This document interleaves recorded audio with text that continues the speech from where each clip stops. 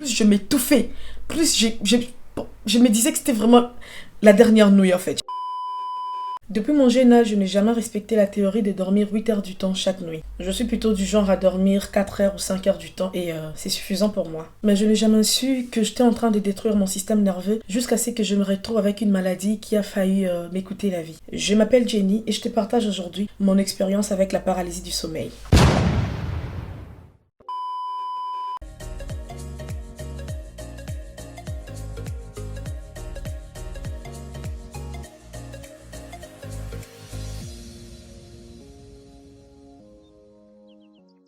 Coucou toi, j'espère que tu vas bien, moi je vais très bien comme tu peux le remarquer. On se retrouve aujourd'hui pour une nouvelle vidéo, mais si c'est pour toi la première fois de voir cette tête, je t'invite donc à t'abonner en cliquant sur le bouton rouge s'abonner ici ou ici et d'activer la cloche notification pour être notifié quand je poste une nouvelle vidéo. C'est très facile, c'est très simple et ça fait grave plaisir. On te donne donc 5 secondes pour t'abonner.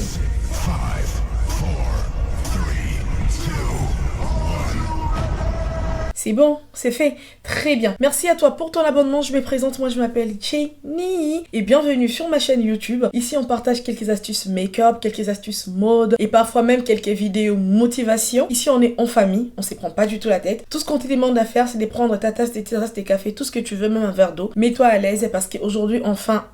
pas pour une première fois parce que je l'ai déjà fait. À nouveau, je vais vous parler à cœur ouvert. Comme vous avez vu sur les titres, je me sens enfin prête pour vous parler de cette maladie. Mais avant de commencer, je voudrais bien m'assurer que tu es bien assis et que tu es à l'aise. Est-ce que tu es à l'aise? On peut commencer? Très bien, on commence alors. Let's go. Alors, aujourd'hui, c'est une vidéo à cœur ouvert où je viens vous partager mon expérience. Alors, je vais déjà me mettre très bien. J'espère que moi aussi je suis à l'aise. Où je vais vous partager mon expérience avec la maladie qu'on appelle la paralysie du sommeil. Je ne sais pas du tout par où commencer. Déjà pour vous dire pourquoi je n'ai pas filmé cette vidéo bien avant, parce que tout simplement, je ne me sentais pas à l'aise de parler de ça. Je n'étais pas encore prête pour partager ça avec vous parce que, sans mentir, c'est quand même une maladie qui m'a un tout petit peu traumatisée. Et maintenant, je me sens très à l'aise. Je crois que le traumatisme est parti. Donc, j'aimerais bien partager ça avec vous. Et à la question de savoir pourquoi je partage ça aujourd'hui avec vous. Parce que sans vous mentir, quand moi j'ai souffert de cette maladie, je suis pas entrée encore en profondeur, je vous explique après. Quand j'ai souffert de cette maladie, je cherchais même sur YouTube, sur Internet, des solutions par-ci par-là. Et à force de chercher et de tomber sur des résultats non précis, ça m'a poussé vraiment à développer quelque chose en moi, je crois. Ça m'a poussé à développer d'autres maladies en plus de la paralysie du sommeil. Je vais tout vous expliquer dans les détails, ne vous en faites pas. Mais si je fais cette vidéo aujourd'hui pour vous parler de cette maladie, c'est vraiment dans le but de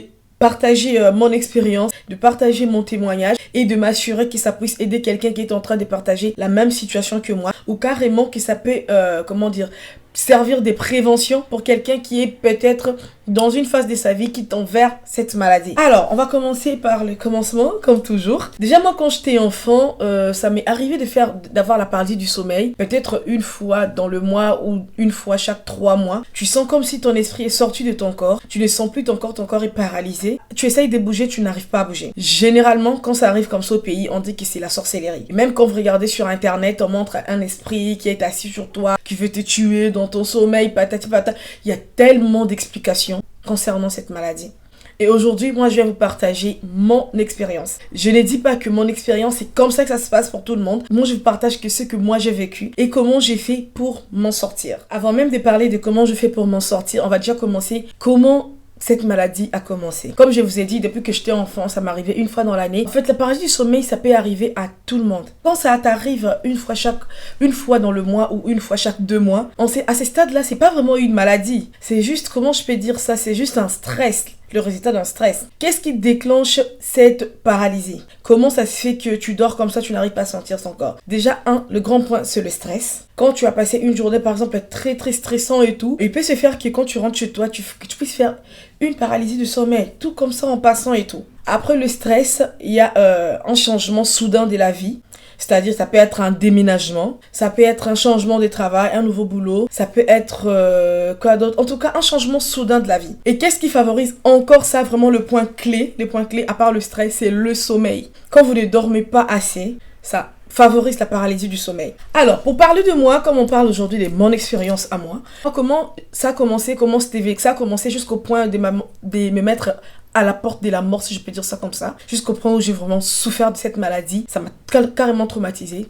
Tout a commencé quand vous savez, l'année 2022 n'a pas été une année facile pour moi. À un moment de ma vie, quand j'ai aménagé dans la ville où je suis ici, à Mohamedia, je faisais la navette pour aller travailler à Casablanca tout le jour. Et à ce moment-là, j'avais aussi un peu de paralysie du sommeil, mais juste un tout petit peu. C'était peut-être une fois dans la semaine. Et après 2022, quand ça a commencé, avec tout ce que j'ai traversé, dont je vous ai déjà parlé, ça sur la vidéo de mon retour, que je vais remettre ici pour des personnes qui n'ont pas encore regardé, comme ça vous allez avoir une idée de quoi je parle. Sur cette vidéo-là, j'ai vraiment expliqué toutes les périodes difficiles que j'avais traversées. La vidéo-là, d'ailleurs, je l'appelle une vidéo sans filtre, parce que je vous ai parlé sans filtre, sans vitre devant moi. Je vous ai parlé avec mon cœur. Sur cette vidéo, vous avez compris comment c'était compliqué. Et donc, tout ça a fait à ce que cette maladie puisse devenir chronique, je peux dire ça comme ça. Attention, je lis avec les mots, hein. Pas chronique. A fait à ce que cette maladie a fait à ce que la paralysie, que je commence à être paralysée une fois chaque 2 jours. Alors, je vais faire un petit résumé. Je commençais l'année, je n'avais pas de boulot. Je commençais l'année avec tant de dettes. J'étais vraiment endettée jusqu'au bout de ma vie. À un moment même de ma vie, je n'avais pas de maison parce que je ne savais pas habiter, j'étais arnaquée et tout. J'ai aussi parlé de ça, je crois. Donc, tout ça a entraîné la paralysie. Donc, du coup, moi, quand je commençais à être paralysée, comment ça se faisait? Je dormais sur mon lit et qu'est-ce que je sentais? Arrivé à un certain moment, je n'arrivais plus à bouger. Donc, tu sens pas ton corps. Tu ouvres tes yeux, tu essayes de soulever ta jambe, tu n'arrives pas. Bizarrement, quand je regardais les témoignages d'autres personnes, j'ai vu que moi, j'avais un petit, un petit quelque chose qui bougeait, c'était mes doigts. Mes doigts continuaient de bouger même quand j'étais paralysée. Du coup, je dormais toujours ma main sur quelque chose. Quand je commençais à faire ça, la personne qui était assise à côté de moi devrait rapidement me tirer, bouger, pour que je puisse revenir. Au début, ça faisait comme ça et puis ça passait, je me disais, ben c'est rien. Plus tu te paralyses, plus tu as l'impression que tu n'arrives pas à respirer, tu as l'impression que tu es en train de perdre ton souffle, tu es en train de mourir, de t'étouffer. Donc qu'est-ce que je faisais? Je m'efforçais à me réveiller. Et donc du coup, tellement que je me forçais à me réveiller, qu'est-ce que ça faisait? Ça me donnait de maux de tête. Moi, je suis quelqu'un qui ne dort pas beaucoup. À force de ne pas beaucoup dormir, avec tout ce que j'avais accumulé, avec tout ce que j'avais comme stress, quand ça s'est mélangé, j'ai carrément dépassé la phase de laisser la paralysie jusqu'à ce que ça s'en va pour te réveiller. J'avais carrément dépassé cette phase. J'étais dans une phase où il fallait que je m'efforce de me réveiller, sinon plus je restais dans mon sommeil, plus je m'étouffais, plus je me disais que c'était vraiment la dernière nuit en fait, je sais pas si vous comprenez. Donc j'étais dans la phase où quand ça m'arrivait, il fallait que je m'efforce pour me réveiller. Et quand je me forçais pour me réveiller, qu'est-ce qui m'arrivait? Comme je vous ai dit, j'avais de maux de tête. Ma tête allait exploser. Et quand j'avais ce genre de maux de tête, habituellement je prenais un médicament, un Doliprane. Peu importe le médicament, je prenais un médicament. Je prenais ça, le maux de tête baissait rapidement. Et puis je partais m'endormir encore à nouveau. Au début, c'est ce que je faisais, c'était vraiment ma routine. Et après, je me suis dit, avant que je puisse avoir des maux de tête, parce que je savais que ça allait arriver chaque nuit, parce que ça commençait toute la nuit, je me suis dit, mieux, je commence à prendre le médicament avant même de dormir. Donc, qu'est-ce que je faisais? Je prenais un Doliprane déjà avant de dormir. Comme ça, quand ça va arriver dans mon sommeil, quand je vais me réveiller et que je vais avoir de maux de tête, j'aurai déjà le Doliprane dans mon système. Quand ça arrivait et que je forçais à me réveiller, je n'avais pas de maux de tête. J'avais juste un peu peur de me rendormir encore, mais je n'avais pas de maux de tête. C'est comme ça que j'ai créé la dépendance dans le médicament. Chaque nuit, peu importe le médicament, que ce soit Doliprane, aspirine, Ubicap, tout. Il fallait que je puisse prendre au moins un médicament. Parce qu'à chaque fois que je prenais ces médicaments-là, quand je me réveillais, je n'avais plus de problème. Vous allez me dire tout simplement, pour éviter ça, il fallait prendre un somnifère pour bien dormir. Ça ne marchait plus avec moi. Tellement que je ne dormais pas assez. Quand je prends des somnifères, obligatoirement, si la paralysie doit m'arriver cette nuit-là, ça va m'arriver. Donc j'ai arrêté de prendre des somnifères pour éviter d'avoir la dépendance sur ça. Déjà que j'avais la dépendance sur autres médicaments, tout ce qui est maux de tête et tout. Quand j'ai créé cette dépendance avec les médicaments, c'est passé 1 mois ou 2 mois comme ça. Après, même quand je prenais les médicaments, j'avais toujours des maux de tête. Donc, qu'est-ce qui m'est arrivé? Je commençais à avoir peur de dormir. Quand il était minuit, il fallait que je fasse quelque chose, il fallait que je travaille, que je fasse mon ménage, peut-être à manger, peut-être ranger mes affaires, peut-être donc tout.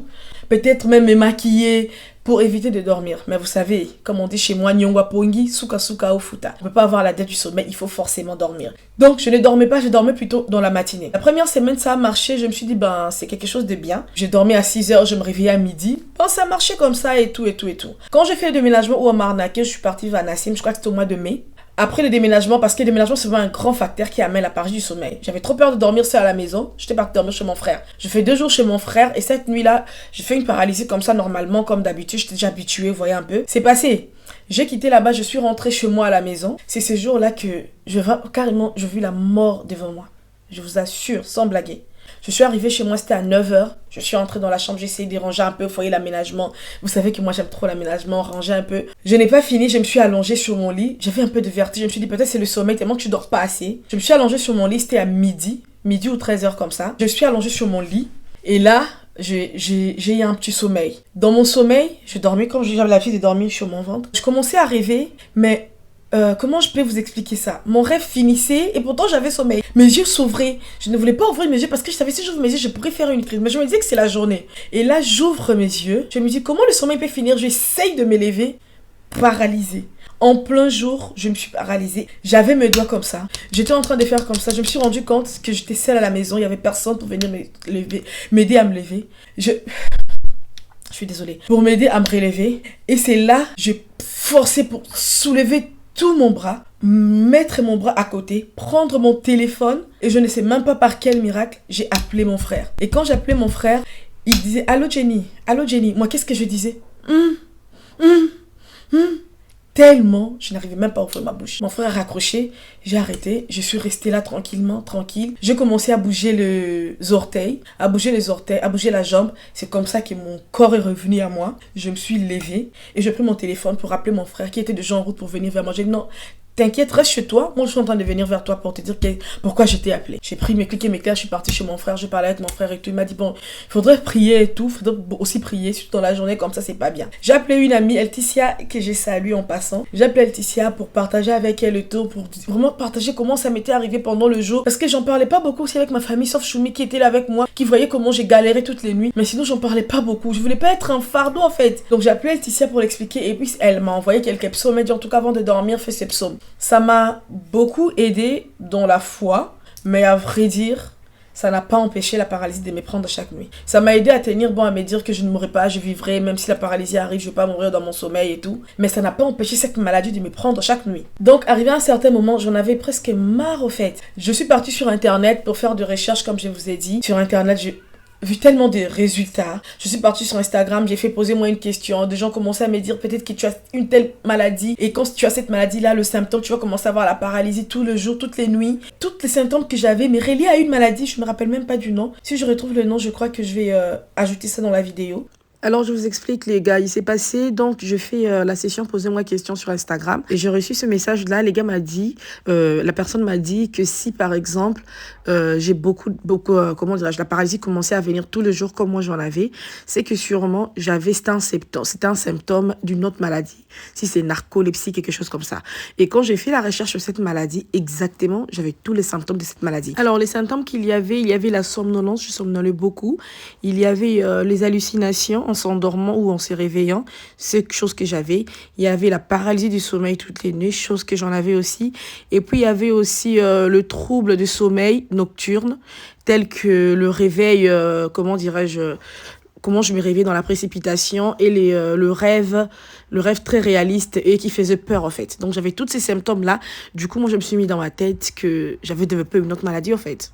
Donc, ça me ramenait vers cette maladie-là et ça crée encore la peur en moi, en fait. Et c'est là qu'un ami m'a dit de contacter une fille de mon pays. Je crois que c'était Grace Coutuneau. C'est la fille d'un pasteur. Il m'a dit contacte Grace parce qu'il a été victime de cette maladie.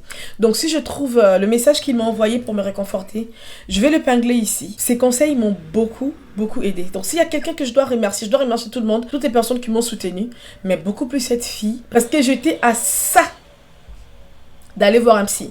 Parce que tout le monde me disait, il faudrait consulter un psy, il faudrait parler. Mais moi, je suis noire. Nous, le noir, on ne voit pas les psys. Donc, j'étais vraiment à ça d'aller voir un psy. Alors, des conseils à suivre, je le partage aussi avec vous, comme Grace me l'a dit. La première des choses, dormir. Parce que le stress, ça fait partie de notre quotidien. Je ne vais pas vous dire d'arrêter de stresser. La vie, c'est un stress. Dormez assez. Dormez tôt pour vous réveiller tôt. Quand vous dormez tard, réveillez-vous tard. Dormez 8 heures du temps. Si j'ai un conseil à donner à quelqu'un aujourd'hui, c'est de dormir. Je le dis à tout mon entourage. Dormez, c'est très important. Avant de dormir, évitez de regarder des choses qui peuvent surcharger votre cerveau, des choses qui peuvent vous traumatiser. Moi, en ce moment, c'est que j'essaye d'éviter, je suis désolée, mais j'essaye d'éviter ça. C'est tout ce qui est comme documentaire criminel, de vidéos où on parle de criminologie, c'est pas trop mon truc. Quand je regarde ça, j'ai du mal à dormir. Je ne me paralyse pas dans mon sommeil, mais tellement que j'avais encore le traumatisme, mais j'ai l'impression que je rêve ça, en fait. Et aussi, une autre chose, à force de de ne pas dormir, je crois que j'ai perdu la notion de rêver. Moi, tous mes rêves, ce sont des choses que je vois au courant de la journée. Voilà pourquoi j'évite de regarder des infos trop brutales, si je peux dire ça comme ça, genre de guerre et tout. Je peux voir un peu d'infos comme ça, c'est fini, mais je regarde pas jusqu'à aux profondeurs comment les gens sont en train de mourir. J'évite ça parce que ça surcharge mon cerveau. Évitez de regarder des choses vraiment très violentes avant de dormir. Et quand vous partez de dormir, troisième chose, qu'est-ce qu'il faudrait faire? Regardez la position dont vous allez dormir. Ne dormez pas sur le dos. Ne dormez pas non plus sur le ventre. Dormez de côté. Alors, on va récapituler.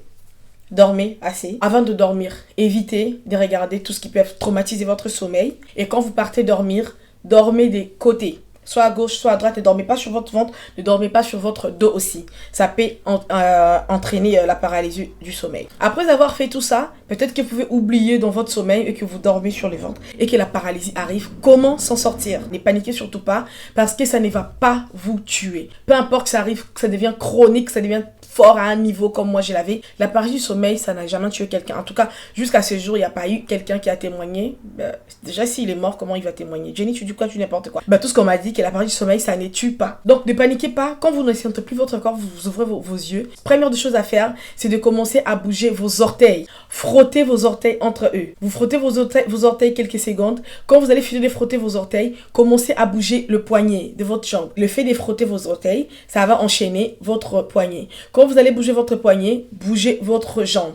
Quand vous allez bouger votre jambe, vous allez directement vous réveiller. Ne vous réveillez pas en sursaut comme moi, parce que c'est ça qui m'avait donné des problèmes avec des maux de tête. Et aujourd'hui, j'en parle comme ça, j'ai toujours des problèmes de maux de tête. Chaque matin, quand je me réveille, je dois me réveiller tout doucement, parce que quand je me réveille en sursaut, j'ai toujours ma tête qui fait doum doum doum doum. J'ai l'impression que je vais craquer.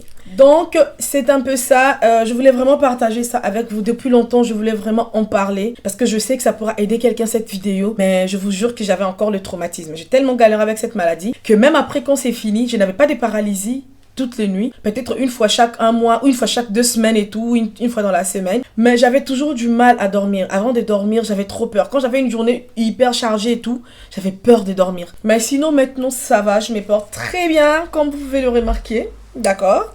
Alors, j'espère que la vidéo, elle vous aura plu. Si c'est le cas, n'oubliez pas de liker, de dire en commentaire si vous avez des témoignages d'autres astuces qui peuvent aider d'autres personnes pour s'en sortir de cette maladie et tout. Dites-nous ça dans le commentaire. Et surtout, le plus important, je vous supplie carrément, de partager la vidéo. Déjà, la première des choses, parce que ça pourra aider quelqu'un. Et la deuxième des choses, parce que ça fait plaisir. Merci de partager. Donc, n'hésitez pas de partager. Alors, ça va être tout pour aujourd'hui. Sur ce, moi, je vous souhaite de passer une très bonne journée, une bonne soirée. Ça dépend de l'heure que vous regardez la vidéo. Et je vous dis bisous, bisous. Bye!